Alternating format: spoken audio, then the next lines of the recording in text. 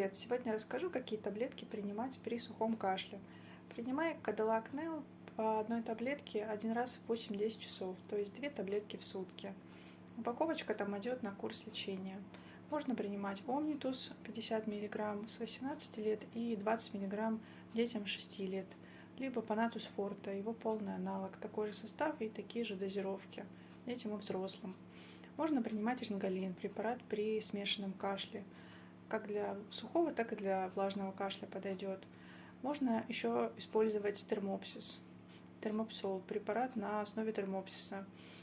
Принимать одна таблетка 3 раза в сутки, но он используется только в самом начале, когда кашель еще не запущенный.